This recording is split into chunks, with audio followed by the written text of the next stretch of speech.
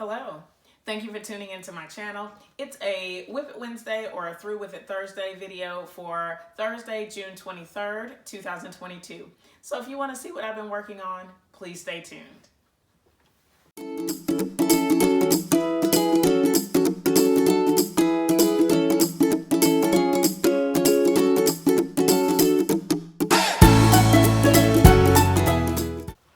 I'm really excited to share what I've been working on for the last few weeks. It's been a little while since I uploaded a video, so let's get into what I've been working on. There are several projects that I want to share, and I want you to kind of know what I'm looking forward to as the month of June ends. I can't believe we're already 6 months into 2022 and getting ready for July. So let's go ahead and get moving. I've been working on a lot of commissioned items, well, a few of them. I guess before that, I know that I have some music teacher subscribers, and so I want to let you guys know, let everybody know that over the last 2 weeks, I've been in a class for what's called Orff Schulwerk, and it is a really child-focused method of music education where you approach everything by letting the children experience the music first and then moving back to the concepts. So I have been working on that for about 3 summers, and I'm officially Orff certified. I've taken all 3 levels, and basically what that means is I've received 180 hours of instruction, and so now I am qualified or certified by the American Orff Schulwerk Association. So I'm really excited about that, and I'm happy to share that with you. So I have been busy at that class, and I didn't put my work on the back burner, but it's been a little bit slower because I needed to focus on getting that done. So now that it's done, hopefully I can get back to a regular routine of sewing and videos. We'll just have to see. So as far as the commission works that I've been doing, I have an order of 5 bears that I'm working on right now. I have 2 of the bears finished. These are from some t-shirts, and they have a little bit of scripture on the back. I wasn't able to get the back as nice as I would have liked, but I think it's going to be okay. And then in here are remnants of the other, not remnants, but my work on 2 of them. So I have 2 red bears that I'm making, and then I have like a black and white check bear. And so the reason that I'm doing them in these little batches is because I need to change out the thread color. So for the first ones, I did use the dark gray thread, but I switched to red for the red bears, and then I'm gonna do black thread for the black bears. But what's cool is that for all of these bears that were made out of like the Oxford shirts, they asked me to add some red accents, and so I had leftover t-shirts from other projects, and so I've been able to use those to kind of finish out these bears. Hopefully I can get them done very quickly like today so that I can get them stuffed and delivered. And then there are other bear orders. There's at least another order of 5. There's an order of 2. There's another order of 2. So there are several bears on the list for the next few weeks, probably to get me through the summer. And so I'll be working on those as we go along. Another thing is my commission quilt. And I don't remember if I shared the complete layout of that quilt with you, but I'm going to insert a video of it here once I had everything pressed out. Again, if this is a repeat, I'm sorry. I just don't remember if I did it last time.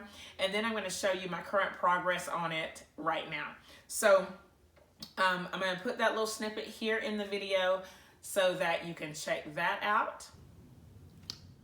I'm getting ready to cut the batting for this Flying Geese quilt, and I realized that I hadn't laid it out and shown it to you guys on YouTube.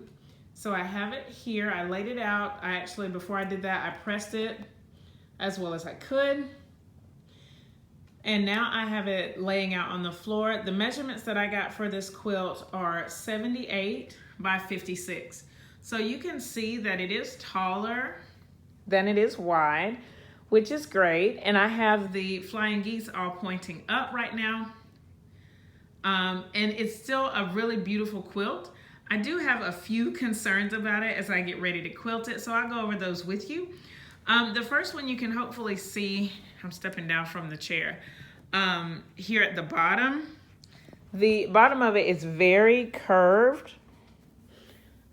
And so I'm a little bit concerned about quilting that.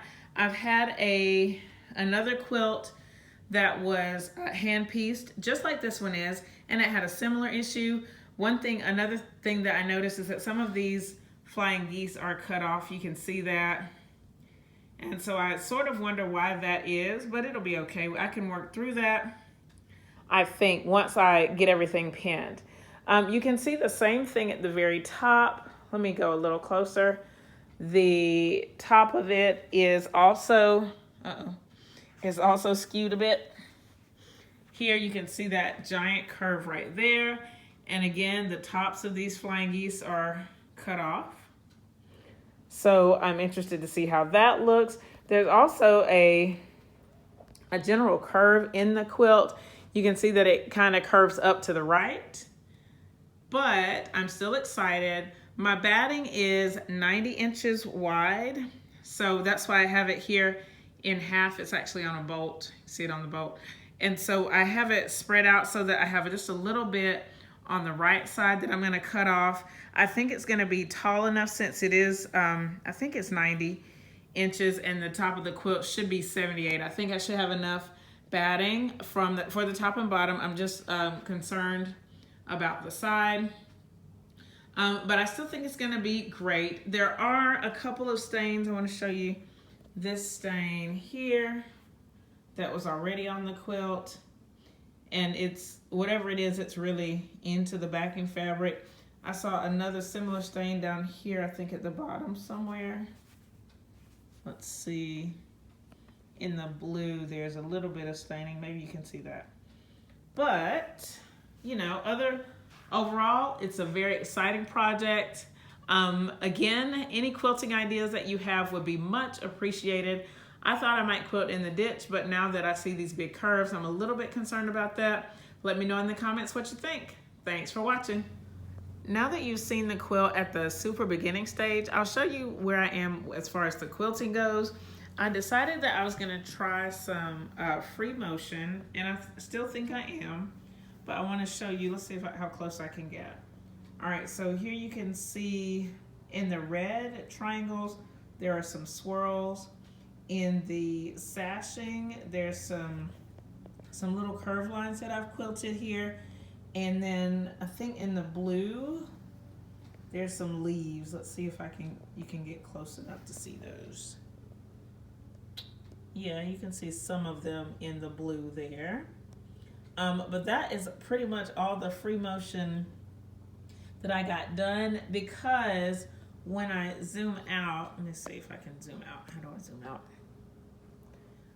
You can see, like at the very top, I'm concerned about how much fabric is up at the top or the lack thereof. So I was concerned that I won't have enough or that it'll shrink too much. So I decided to do some in the ditch quilting. So along the sashing lines, I've quilted in the ditch. Let me see how close you can see that. You can see those lines are at the very top, and I've quilted along the ditch all the way down. And then you'll be able to see it when I get to the bottom of the quilt as well. Okay, so you can see those stitching lines. And I did all of this side, but I didn't do that far left sashing. I haven't decided what I'm gonna do with that sashing yet.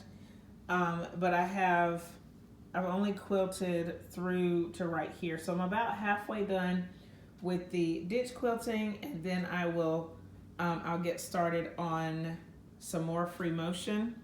I want to show you the back of it. Let me see if I can flip it over so that you can get a better idea of the quilting. So you can see the in the ditch lines, and this little section, that's all the free motion that I've done. And I wanted to, I was gonna try to do some quilting in the ditch, and you can see it right there in the center, where I was going to try and do some dot to dot kind of quilting, but I did not go with that because I felt like it was going to take forever. But you can see a few more swirls down at the bottom and here at the top. So I think the larger design is probably what I'm looking for. Haven't decided if I'm going to stick with those leaves because they are pretty tiny, or if I'll just go with the curves because it's my favorite quilting design. So let me know in the comments what you think, or if there are other ideas that you have about how to add some free motion quilting to these Flying Geese rows. I would love to hear your feedback. As a result of my work on some other projects, I have been working on, if you follow my channel, you know that I started this postage stamp style block. This one is using some red fabrics. It's actually upside down, and I know that because the bulldog is upside down. So this is it right side up. This is a 6x6 block, and I just used 2.5-inch squares, and I used red, and then I used some neutrals, and I think that it could use another press, but I like it. I like the way that it turned out. I didn't measure it. I have no idea what size it is, but I'm really happy with it. And my plan is to make a quilt with postage stamp blocks, but each block have a different main color, a different accent color. So I have started, let me see where they are. I started a couple more blocks, and so I'm gonna kind of lay those out right here so that you can see them. This is a leader ender project, so I'm not working on this, you know, as a primary thing. I'm just doing it as leader enders. So, and I'm using, here's my 2.5-inch square stash. And so I have them sorted by color, and then the neutrals are here in one giant stack, and then the other ones are just by color. And what I've done is whenever I cut when I cut something and there's not a lot left of it, I cut it down for either strings, 5-inch squares, or 2.5-inch squares. And I do have a container with my 5-inch squares, but to make my postage stamp blocks, I'm using the 2.5-inch squares. Okay, so here it is. I don't know how well you can see that there. But I've also started a purple block. And I just have the 2 patches right now. But I'll kind of lay it out here so that you can see it. No, let's put that one down there. And the reason that I haven't really that I've sort of stopped on this block is because I am out of purples. Not out of them, but I don't have enough to get, how do I put this? I want all of the fabrics to be different in these blocks, and so I need to either cut some more purple or purchase some more purple. I have some upstairs, but I'm trying to use my scraps first before I cut larger pieces of fabric. So this is kind of where I am on the purple. And since I'm at a place where I have to repeat fabrics because there's just not a lot in my square box, I started a green one. And again, I'm sure that I'm gonna have to, and there's another one here on the machine. I'm sure that I'm gonna have to cut some more before I can actually finish out these blocks. But I'm just gonna do what I can do and not really stress about it, because I also have my Pellon paper strip. Let me pull that over too. That I can use if I run out of these or if I just don't wanna do those anymore. And so for this one, since I've been working on postage stamps, I've only added one light strip here to this one. This one is going wonky. I'm not gonna stress about it. I think it'll be fine once I cut everything off. But for this particular strip, I only have a little bit to go. You know, and as a leader ender, all of these projects are fine. My only concern is that right now I currently have red thread in my machine. So to do this, it kind of, I don't know, it just does something to me to have red thread back here on these really light strips. Doesn't matter, I know, but it's just kind of my own thing. Okay, so this is another thing that I've been working on. These are like little extra projects as I do my actual work. Okay, so I did take some time to work on my trip around the world blocks, and I've made 3 of these blocks, so I'll show them to you first. And I will link the other trip around the world videos here so you can see them. So here's one of them I finished right here. And I'll scoot back so you can, well, actually, let's put it this way. I'm turning it upside down for a very specific reason. Okay. And then here is another one here.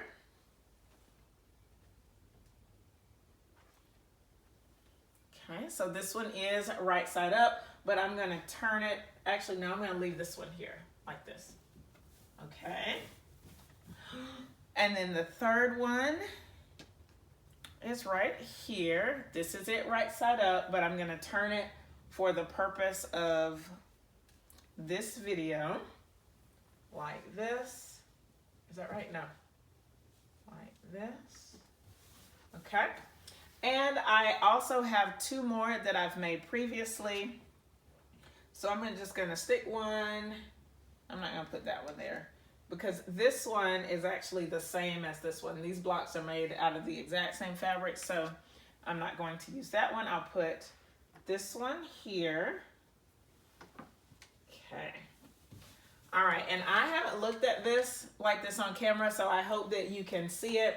Now I'm at a point, since I've made 4 blocks, that I could start playing with layout. Wait, that's not right. It doesn't feel right, but I think it's good. This has the dark blue in the center, and then all the other colors radiate out. And so what I would do is, I think if I add the next row, it would be, I really don't even know. So let's see. And the possibilities are endless here, because I could go white to white, and so you would see that other pattern. So there's a dark blue square here and then a lighter blue square there. And so I'm not sure if I want to do that, or if I want to make it continue, or even how I would do that. Let's see if I turn it this way. I really don't know. So now I'm at a place where I can sort of play around with it, but I like this, I think, as a center with the blue here. But I'll get to play around with it and see as I make more blocks. This quilt so far will have a total of 16 blocks, unless I decide to go bigger, and I may very well decide to go bigger on this one, because I really feel like I need a bigger quilt, and I prefer a rectangle quilt. So that's in the works to see what's going to happen with that, but I really like this so far. Let me know in the comments how you feel about this and what the layout is and how the colors look.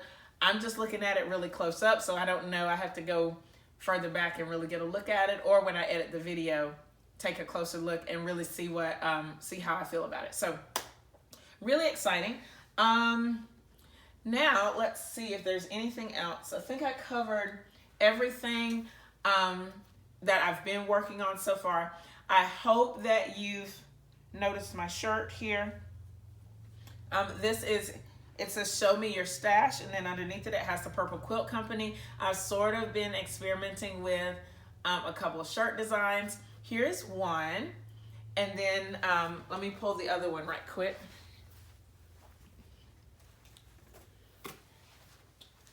And I'm showing these like on white. So this one says, I like big bolts and I cannot lie. And on the back, it does have the Purple Quilt Company logo. I'm just experimenting with these. If you think you might be interested in a Purple Quilt Company shirt, let me know in the comments, or you can email me at purplequiltco@gmail.com. I just want to see what the interest level is, and you know, maybe make these. My mom asked for one in pink, so I will put a picture of that one here in the video so that you can check that out, and just let me know, you know, if you're interested in that. Another thing that I'm excited about is that this is June, which means starting on July 1st, it's Vlogmas in July. If you're new to my channel, that is where I post one video every single day for the month of July. And what I need from you guys are any suggestions that you would like to see featured in Vlogmas. I usually do my WIP It Wednesdays. This week it's on a Thursday. It is what it is. I usually do my UFO Fridays. I usually have some sort of Sunday regular video. I know that hasn't been the case lately, but we're going to get back on track with that really soon. And then, so there leaves several days for other things that we can add. I also am a little bit behind on my Starlight Star Bright, so that's definitely going to be a part of Vlogmas in July. Finishing up that quilt top with the last 2 blocks and maybe adding the sashing and all that with it. And then I think I want to do a starch experiment where I make several blocks. I make the same block several different times, once the way that I normally make it, and then experimenting with starch to see how it sews better or how it presses compared to what I typically do, which is no starch. So if you're interested in seeing that, leave in the comments, or if you have any questions, any ideas, anything that you want me to really look at covering during Vlogmas in July, I would love to know what your suggestions are. So please leave those in the comments. You can also email me at purplequiltco@gmail.com. Any questions, any suggestions that you have. I would love to read them. And thank you in advance for helping me out with our Vlogmas.